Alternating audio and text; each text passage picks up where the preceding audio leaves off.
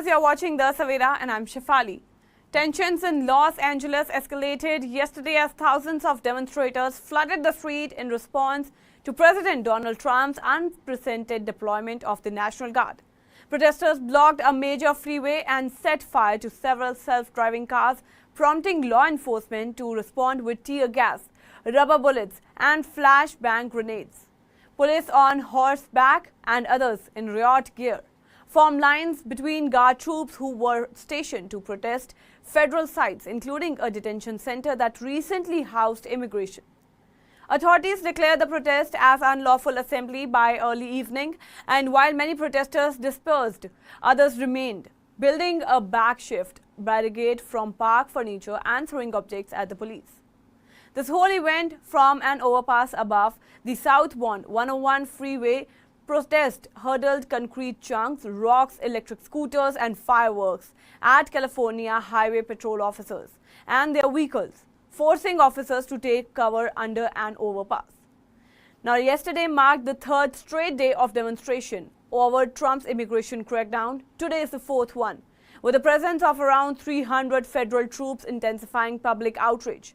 The protests were concentrated in downtown Los Angeles, a city of 4 million, where by morning National Guard troops stood armed and in formation outside the Metropolitan Detention Center. Protesters chanted "Shame" and "Go away" before officers advanced, deploying smoke grenades and mountains to break up the crowd. Some protesters then moved into the 101 freeway, blocking traffic until state officers declared the area.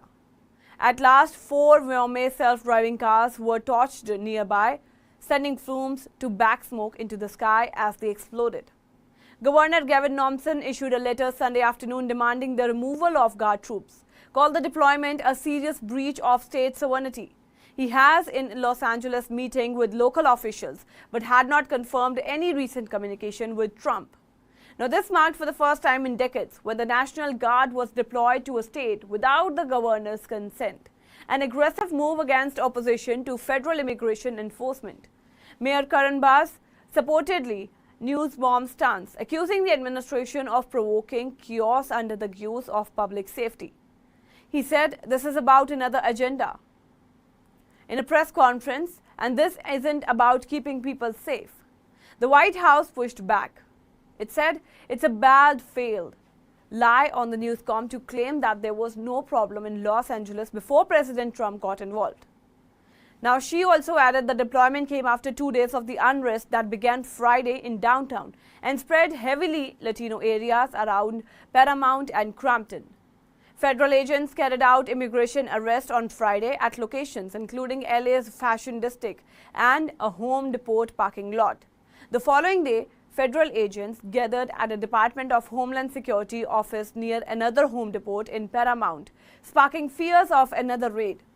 Although officials later denied enforcement activity at that site, protesters clashed with agents, throwing rocks and cements, while officers responded with gas tears, paper balls and flashbang devices. Federal authorities reported that over 100 immigrants have been arrested across LA over the past week. Protest-related arrests also include a well-known union leader accused of obstructing law enforcement.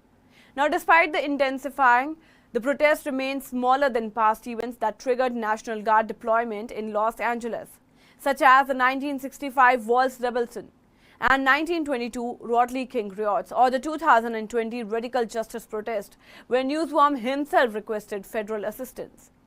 Experts noticed that the last time a president deployed the Guard with the governor's request was in 1965, when Lyndon B. Johnson sent troops to protect civil rights marches in Alabama. On Saturday, Trump evoked a federal statute allowing military deployment in response to rebellion on the threat of rebellion against the U.S. authority. He authorized up to 2,000 troop guards. As he boarded Air Force One in Morristown, New Jersey, Trump told reporters, "There are violent people in Los Angeles and they are not going to get away with it." Asked if he intended to send active duty troops, he said, "We're going to have troops everywhere. We're not going to let them happen to our country." This was a statement that Trump made. Now, meanwhile, 500 Marine stations at 29 planes were reportedly on standby. Vice President Former Vice President Kamala Harris, a Los Angeles resident, condemned the crackdown as a cruel, calculated agenda to spread panic and division. She voiced support for those standing up to protest or of fundamental rights and freedom that everyone needs to get in the state. That's all for now in this update. Stay tuned to the Savera, download the app and follow us on Facebook, Instagram, Twitter and YouTube.